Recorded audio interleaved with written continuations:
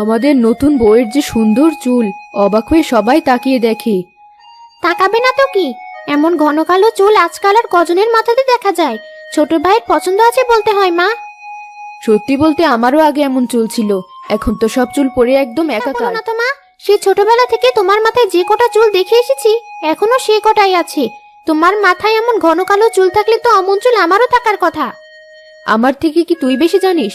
তুই হওয়ার পর থেকে আমার মাথার সব চুল ঝরে গেছে, আর তুই পেয়েছিস তোর বাপের চুল। আগে তাও যে কটা ছিল হয়ে গেছে, একদিন তুইও টাক হবি, দেখে নিস।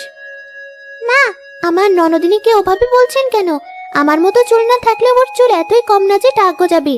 আর মা, এই বয়সে আপনার মাথায় যত চুল আছে, আপনার বয়সে গিয়ে আমারও অমন চুল থাকলেই যথেষ্ট। আমার বয়স বুঝেছো মা? একে তো অল্প বয়সে বিয়ে হয়েছিল, তার উপর আমার 3 ছেলেমেয়ের যন্ত্রণায় এই অবস্থা। মা, এ নিন আপনাদের চা। ও, তুমি এসেছো তাহলে? কোথায় ছিলে এতক্ষণ? সারাক্ষণ মুখ কুমড়া করে না থেকে আমাদের সাথে বসে একটু রান্না বান্নার কাজ সব শেষ করে আপনাদেরকে চা দিতে এলাম। আমিও যদি আপনাদের সাথে গল্প করতে বসে যেতাম তাহলে কাজগুলো কে করতো? না মানে, চায়ে কি চিনি দাওনি? এত পাঞ্চি লাগছে কেন? যাও, আমার কাপে আরো চিনি ঢেলে আচ্ছা, নিয়ে মা। এসো। তবে আমাদের মধ্যে সব থেকে কম চুল হলো ভাবির। আর বলিস না, প্রথমে তোর ভাবের মাথা দেখে তো আমি টেকই ভেবেছিলাম, পরে দেখি যে না, পাতলা পাতলা কটা চুল আছে তাও। তবে এ কটা চুল পড়তে আর বেশি সময় গড়ালেই দেখবি শেষ। এই নিন মা, আপনার চা। ভাবি, ভাইয়াকে কি দেখে বলিয়েছ বলো তো? যেখানে ছোট ভাবি দেখতে এত সুন্দর, চুলগুলোও সেই, সেখানে তোমার কিছু না থাকতেও বড় ভাইকে হাত করে নিলে নাকি? আরে, তোর বড় ভাই অনেক আগে থেকেই বোকা। তোর বড় ভাবিকে দেখে হয়তো মনে মায়া লেগেছে, তাই এই বাড়ির বউ করে এনেছে।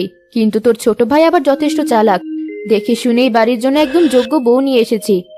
মা, আপনি আমার অতিথি। যা সত্যি তাই বলেছি, খামোখা লজ্জা পাচ্ছ কেন? ধরো বড় বৌমা, চায়ের কাপগুলো রেখে এসো। জি আচ্ছা।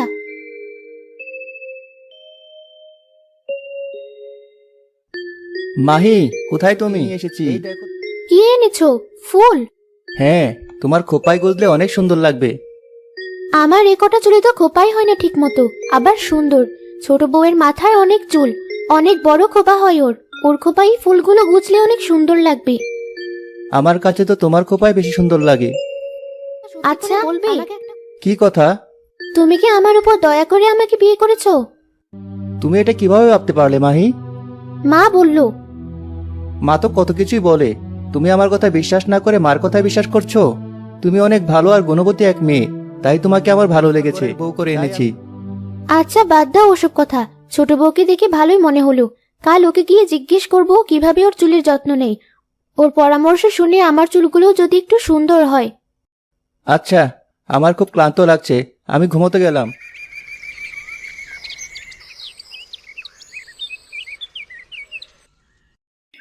পরের দিন মাহি তাড়াতাড়ি সব কাজ সেরে বাড়ি ছোট বউয়ের কাছে গেল। গিয়ে দেখলো ছোট বউ তার চুলে তেল দিচ্ছে।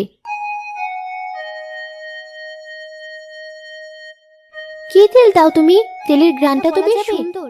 এটা বাজারে যেমন তেমন তেল নয়, আমার বাড়ি থেকে বানিয়ে এনেছি এই তেল। অনেক গোপন আর দামি দামি জিনিস আছে এই তেলে, চাইলেও কাউকে দিতে পারবো না এই তেল। আমি না হয় তোমাকে তেলের মূল্য দিয়ে দিলাম। না, আমার তেল আমি কাউকে দিই না। আমার চিরুনি, শ্যাম্পু সব আলাদা। ও, আমি আরো ভাবলাম তোমার কাছ থেকে শুনে আমার চুলগুলো সুন্দর বানাবো। কোনো লাভ হবে না, খামোখা আপনার আর আমার সময় নষ্ট করে কোনো লাভ নেই। মাহি, মিতুকে নিয়ে একটু বাইরে থেকে ঘুরে এসো, ওরও একটু বাইরে ঘোরা হলো, আর এই গ্রামের যারা ওকে দেখুক। আচ্ছা মা, চলো মিতু। এই তো আমার তেল দেওয়া প্রায় শেষ, এখনই আসছি।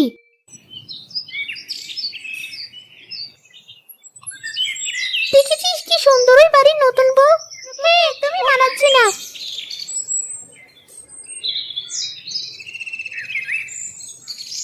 ভাবি, আপনি আমার পাশাপাশি না হেঁটে একটু পিছনে হাঁটুন। আমাদের দুজনকে একসাথে একদমই মানাচ্ছি না। ঠিক আছে।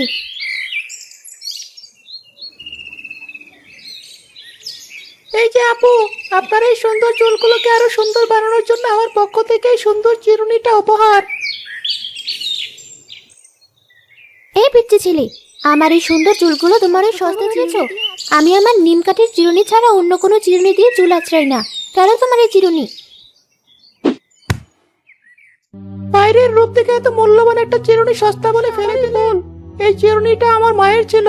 মায়ের মতো সুন্দর চুল আমি আজ পর্যন্ত কারো মাথায় দেখিনি, কিন্তু আপনার চুল দেখে মায়ের কথা মনে পড়ছিল, তাই আপনাকে এটা উপহার হিসাবে দিতে চেয়েছিলাম। কিন্তু আপনার মতোই রূপ দেখে বিচার করতে ভুল করে ফেলেছি। ভাই তুমি রাগ করো না, খুব ভালো লেগেছে তাই মাটি থেকে তুলে নিলাম। আমাকে উপহার হিসেবে দিতে হবে না তোমার চিরুনিটা।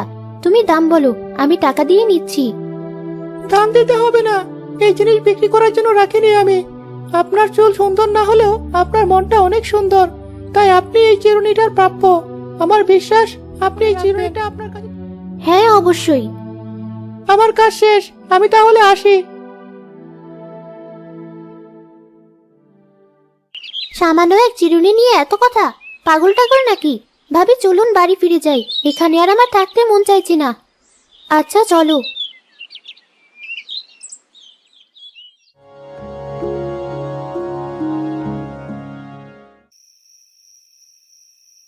চিরুনিটা দেখতে তো বেশ সুন্দর, কোথা থেকে কিনলে?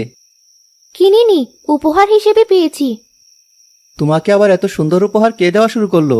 এখন কি তোমাকে আমার কড়া নজর? কি যে বলো, ছোট এক ছেলে রাস্তায় ফেরি করে জিনিস বিক্রি করছিল।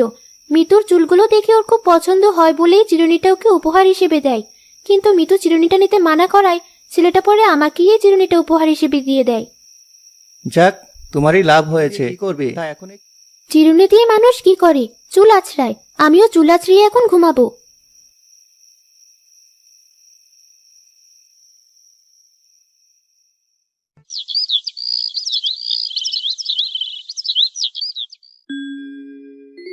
পরের দিন সকালে জোরে এক হাঁচি দিয়ে সুমনের ঘুম ভাঙল। সে হাত দিয়ে তার মুখ থেকে চুল সরাতে থাকলো। কি ব্যাপার? তোমার সব চুল তো আমার মুখে এসে জড়ো হয়েছে। এই চুলে যন্ত্রণায় ঘুমাতেও পারছি না ঠিক মতো। কি উল্টো পাল্টা বকছো? আমার চুল এত বড় নাকি যে এত ধরবে তোমার নাক? করছো কি? আমার চুল ধরে টানছো কেন? আমার মুখে তোমার চুল নাকি অন্য কারো চুল সেটাই দেখালাম তোমাকে। কিন্তু এ কিভাবে সম্ভব? আমার চুল রাতারাতি এত বড় হয়ে গেল কিভাবে? মৃত্যুর কাছে না পরামর্শ শুনে এসেছিলে, কিন্তু ওর পরামর্শ এত তাড়াতাড়ি আর এত ভালোভাবে যে কাজ করবে বুঝতেই পারিনি। মনে হচ্ছে তোমার চুল কেউ জাদু করেছে। কিন্তু মিতু তো আমাকে কোনো পরামর্শই দেয়নি। জাদু? কালকের চিরুনিটাই জাদুর চিরুনি নয় তো? বুঝেছি, তোমার ঘুম কম হয়েছে বলে আবল তাবল বকা শুরু করে দেখবে সব ঠিক হয়ে গেছে। তাহলে ঘুমাই আর একটু। বড় বৌমা, কোথায় তুমি? এখনো ঘুম থেকে ওঠোনি? এই তো মা, উঠে পড়েছি। ব্যাপার কি, আজ এত দেরি যে লাগিয়েছো? দেখি তো। মা, কি করছেন? এ তো দেখছি সত্যিকারের চুল। এক রাতে তোমার চুল এত বড় হয়ে গেল কিভাবে? জানি না মা, সবই উপরওয়ালার ইচ্ছা। আমি যাই, নাস্তা বানাই গিয়ে। দিন দিন মাহির চুল আরো সুন্দর ও ঘন হয়ে উঠল। দেখতে দেখতে বাড়ির ছোট বউকে ছাড়িয়ে গেল। ভাবি, তুমি লুকিয়ে লুকিয়ে মাথায় কি দিচ্ছ আমাদেরকে বলো না কেন? কি এমন ক্ষতি হবে বললে? বললাম তো, আমার ওই নতুন চিরুনিটা দিয়ে আঁচড়ানো ছাড়া আর কিছু করি না আমি। আমার মনে হয় ওই কি যে বলো না, তোমার থেকে চিরুনিটা নিয়ে তো আমিও কয়দিন চুল আঁচড়ালাম। কই, আমার চুল তো তোমার মতো হলো না। থাক, না বললে না বলুক, আমার দুই বউয়েরই এমন সুন্দর চুল দেখে তো সবাই জ্বলে পুড়ে শেষ। এখন সবাই বলে আমার ছোট বউয়ের তুলনায় নাকি বড় বউয়ের চুল। কি হলো? ছোট ভাবি অমন হুট করে উঠে কোথায় চলে গেল? নিশ্চয়ই ওই চিরুনিটাতে কোনো জাদু করা আছে, তাই ভাবির চুল অল্প কয়দিনে তো সুন্দর হয়ে গিয়েছে। ছেলেটা তো আর শুধু শুধুই চিরুনি নিয়ে এত হাউকাউ মাচায়নি। আজ থেকে চুল আঁচড়ে আমার চুল আরো সুন্দর বানাবো। মিতু প্রতিদিন রাতে লুকিয়ে লুকিয়ে মাহির ঘর থেকে জাদুর চিরুনিটা নিয়ে কদিন চুল আঁচড়ানোর পর দেখলো তার চুল আরো উল্টো ঝরা শুরু করেছে। তাই সে রেগে মেগে চিরুনিটা ফেলে দেওয়ার পর দিন দেখলো চিরুনিটা তার আগের জায়গায়। না, চিরুনিটা আসলেই জাদুর চিরুনি। আজ রাতেই আমি চিরুনিটা পরাবো।